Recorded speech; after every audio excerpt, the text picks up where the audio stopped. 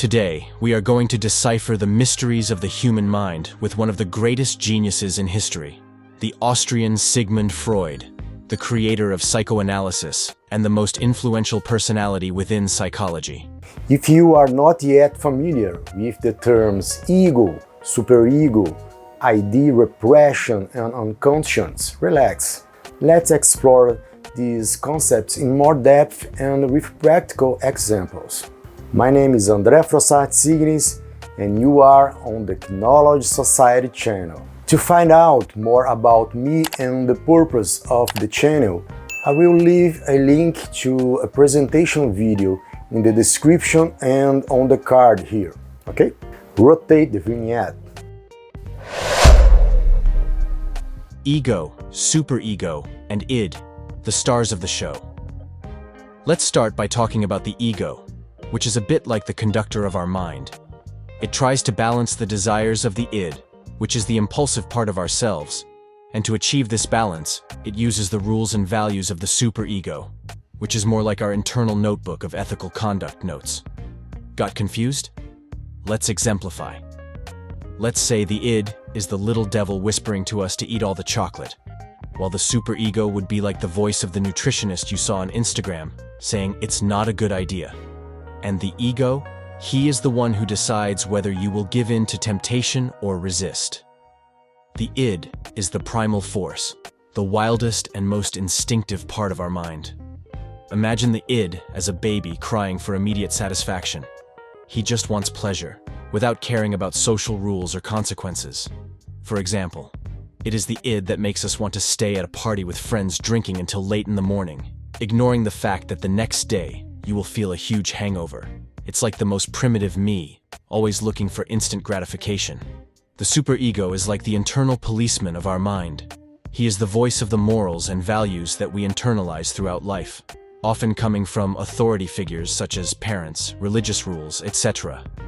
If the id wanted the cake, the superego enters the scene saying, "Remember your promise to eat healthily." In turn, the ego acts as the tightrope walker in this mental circus. The ego seeks to satisfy the id's desires, but in a realistic and socially acceptable way. It is our conscious self making rational decisions. If the id wants to eat the chocolate cake, the ego thinks about finding a healthier version or deciding to wait until the weekend to take a break from the diet. He is our mediator, the guy who tries to maintain internal peace. Ego, superego, and id, a dynamic trio. The dynamic between these three is like a constant game. Imagine the ego as a juggler trying to keep the balls in the air, the balls representing our desires, social rules, and reality. Sometimes the idea throws an extra curveball, like yelling at the boss because he spent a lot of work with just a few minutes left in the day.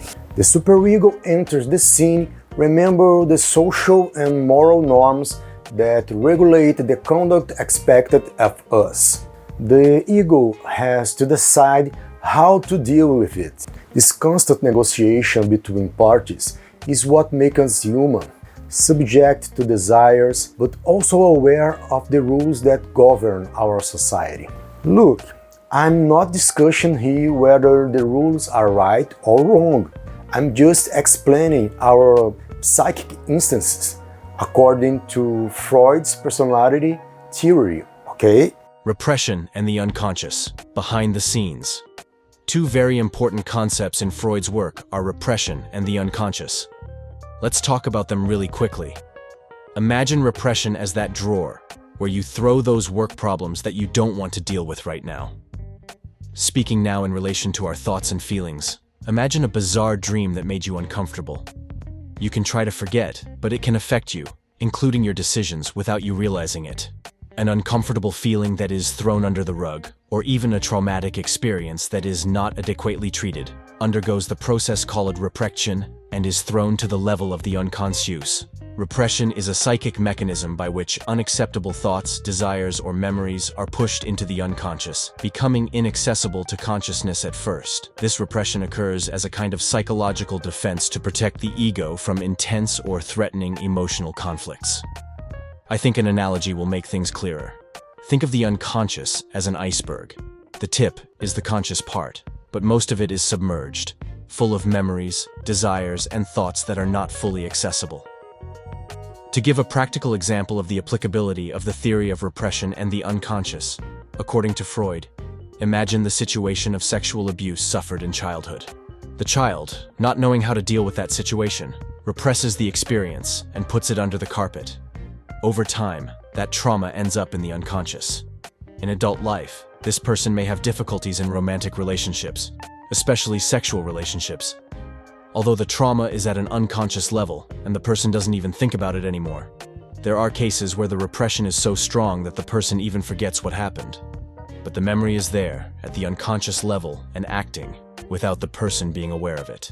So, folks, this was a journey through how our minds work according to Freud's lessons. Did you see how this theory is full of nuances and complexities? Before finishing, I want to make a very special recommendation. Here on the channel, I have a video called I Went to My Own Wake, in which I deal in great depth with concepts such as guilt, how to deal more naturally with feelings considered vulgar, such as sexual desires, among others.